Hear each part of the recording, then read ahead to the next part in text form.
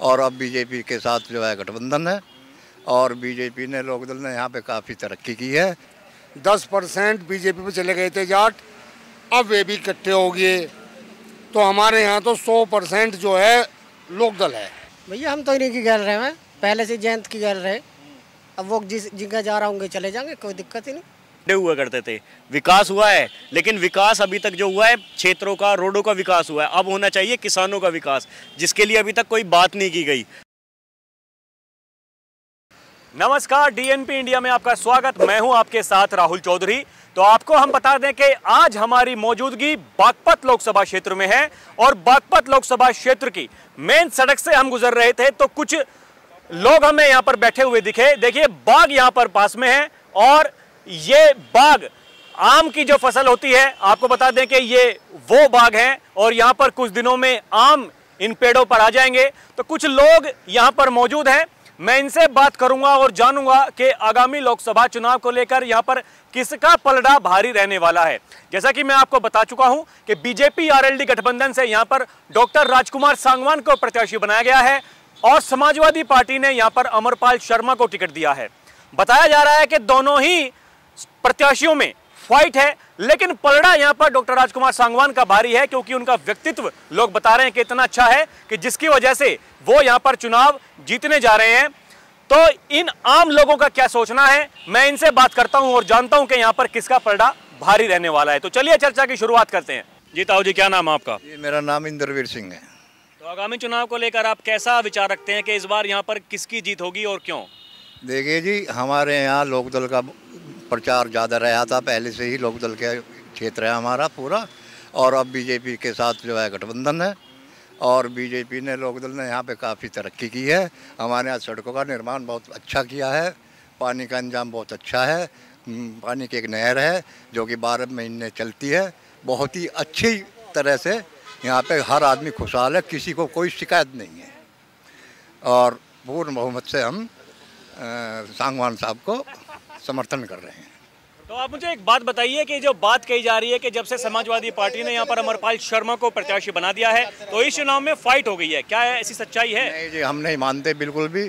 उसका अमरपाल का नाम तो कुछ ही आदमियों ने को मालूम है, बाकी हमारे क्षेत्र में मेरठ की तरफ के बागपत तक जो आता है कोई जानता ही नहीं कि समरपाल कौन शर्मा का समरपाल है।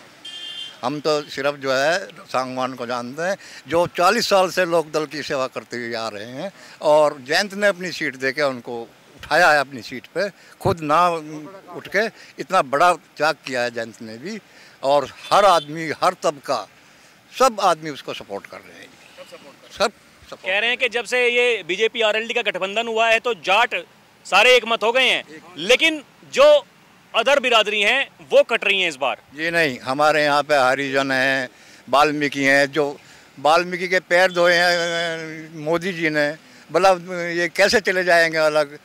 और हरिजन टूट के इस पे फूल पे समर्थक रहा है और वो दे रहे हैं, नल पे वोट डाल रहे हैं, वो खुल के वोट डाल रहे हैं। हमारे आसपास के गांव में जितने भी गांव हैं सब एक मत से सांगवान को समर्थन कर रहे हैं, सब सांगवान को। जी, आपका नाम क्या है? मनोज कुमार।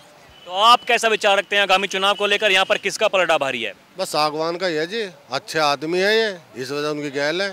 पहले लोकदल में थे, अब कभी वो लोकदल उसमें पहुँच के हमारा, तो हम सांगवान ही गैल है। हाँ जी। तो मतलब ऐसा नहीं है कि पहले समाजवादी पार्टी के साथ में गठबंधन था तो तब बीजेपी का विरोध किया, अब बीजेपी के साथ में आ गए तो समाजवादी पार्टी का विरोध कर रहे हैं, तो कहीं ना कहीं मतलब नहीं लग रहा कि आपको जो सामंजस्य बिठाने में कहीं पर दिक्कतें हो रही हैं? ना, दिक्कत कुछ नहीं, उसमें पहुँच गया अपना, उसे गैल है सागवान के, किसी और को मिलता नहीं रहते, सागवान को मिला, सागवान की गैल है।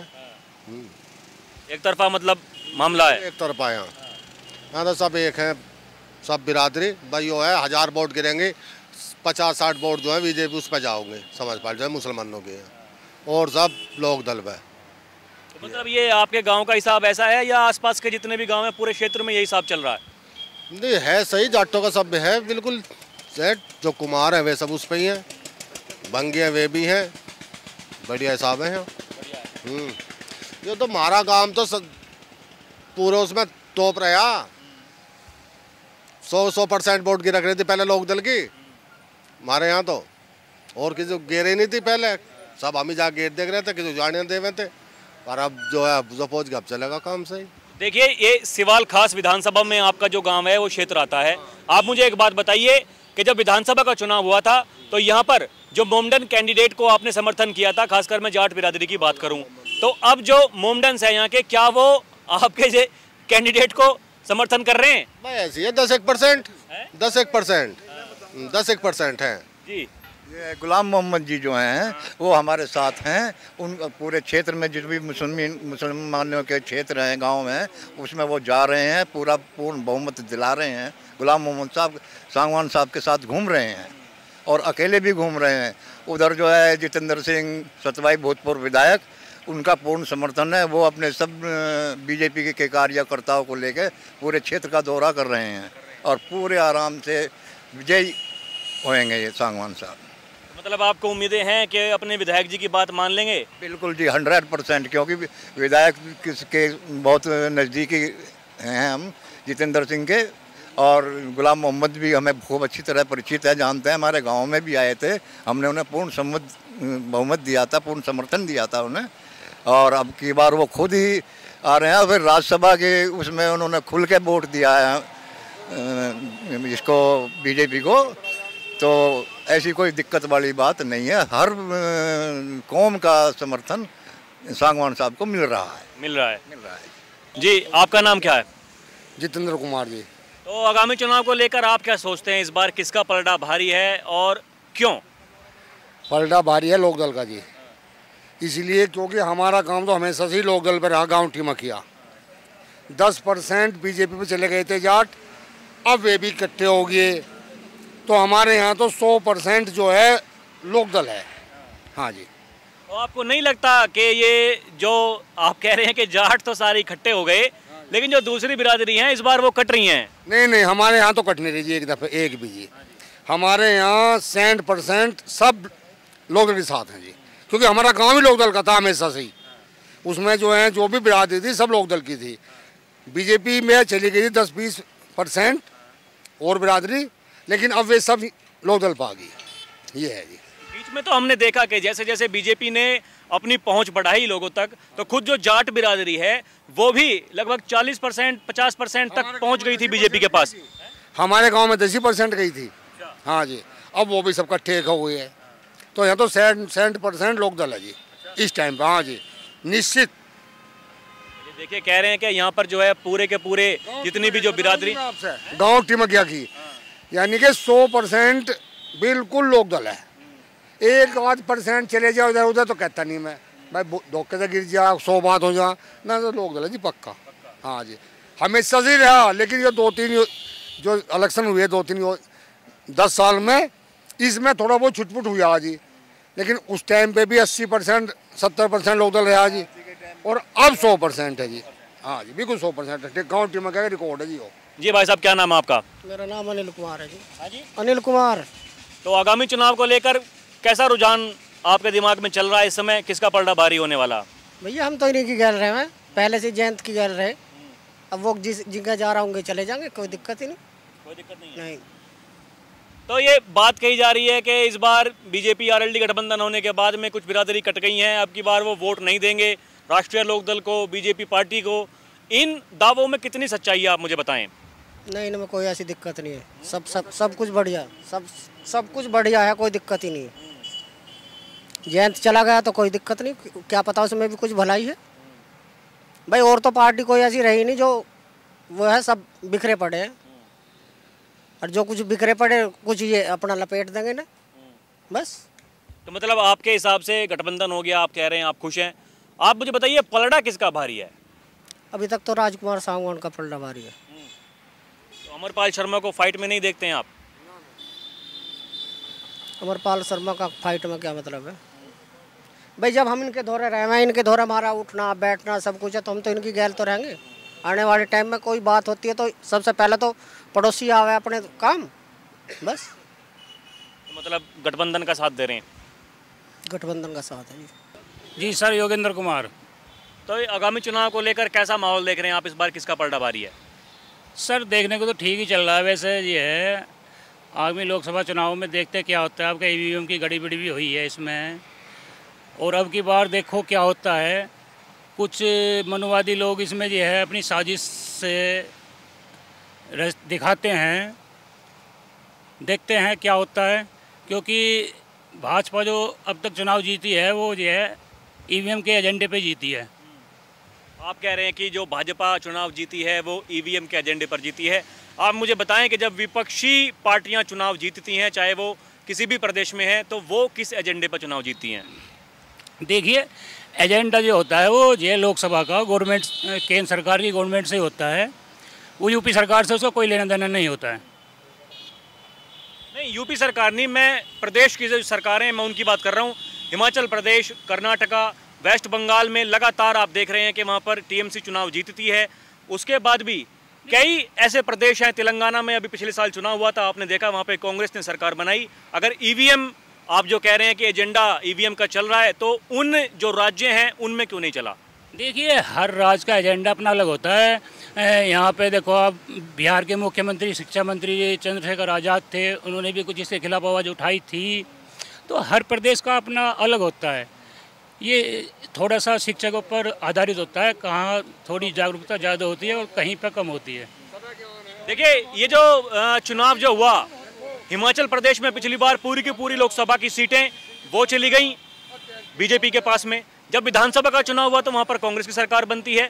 दिल्ली की अगर हम बात करें तो विधानसभा चुनाव में आम आदमी पार्टी की जीत होती है, लेकिन लोकसभा चुनाव में सातों की सातों सीटें 2014 हो, 2019 हो, वो चली जाती हैं बीजेपी के ऊपर। तो ये मतलब कैसे हो रहा है? ये जब ईवीएम में ही गड़बड़ी है तो विधानसभा में लोग किसी और को वोट देते हैं, लोकसभा में किसी और को वोट देते हैं, तो सिस्टम कहाँ गड़बड़ी है?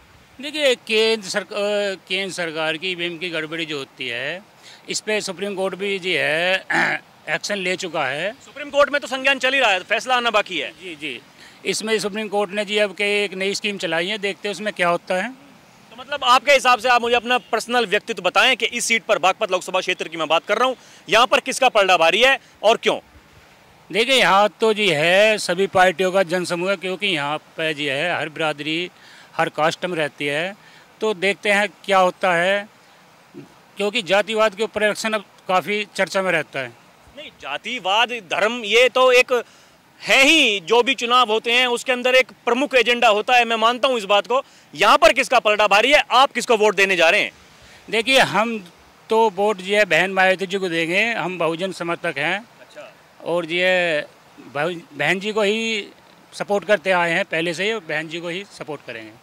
ठीक है, तो मतलब आपकी जो इच्छा है वो बहुजन समाज पार्टी की है। आप मुझे बताएं, जो यहाँ से प्रत्याशी हैं तो वो कितनी टक्कर दे रहे हैं, दोनों, जो समाजवादी पार्टी हो या फिर बीजेपी आरएलडी गठबंधन का हो?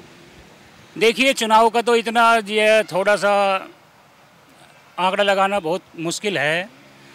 ये तो समय ही बताएगा क्या होएगा, क्या होना है और क्या होके रहेगा। जी भाई साहब, क्या नाम है आपका? अतुल। यह चुनाव में किसकी ओर है आपकी बार? चुनाव में बीजेपी का गठबंधन हुआ है आरएलडी के साथ में, तो आरएलडी के साथ पहले से ही है। इस बार बढ़िया चुनाव होगा। तो ऐसा क्यों है, मतलब कि आरएलडी के साथ में ही आप हमेशा? क्या है, क्या कारण है इसके पीछे? देखो जी, चौधरी साहब हमेशा रहे हैं, ठीक है, उन्होंने बहुत ही किसानों के लिए सब काम किया है। रही बात विकास की, ऐसा नहीं है विकास नहीं हो ना, विकास को साथ में आगे बढ़ाने के लिए तो जो विकास आप देख रहे हो, सड़क जा रही है। पहले यहाँ पे हम आया करते थे, ठीक है, यहाँ पे सड़क के नाम पे गड्ढे हुआ करते थे। विकास हुआ है, लेकिन विकास अभी तक जो हुआ है क्षेत्रों का, रोडों का विकास हुआ है। अब होना चाहिए किसानों का विकास, जिसके लिए अभी तक कोई बात नहीं की गई। तो उम्मीद ये है कि इस बार जब साथ आए हैं तो कुछ किसानों का विकास होगा। मतलब आपको उम्मीदें हैं कि जो चौधरी साहब साथ में चले गए हैं बीजेपी के, तो जो किसानों के मुद्दे हैं वो पूरे होंगे? बिल्कुल जी, बिल्कुल। आप देख लो, गन्ने का भाव देख लो, आप किसी भी चीज़ का भाव देख लो, क्या बढ़ा है? कुछ भी नहीं बढ़ा, ठीक है। आप यूरिया देख लो, डाई देख लो, किसी भी चीज़ की कीमत देख लो, डबल हो चुकी हैं।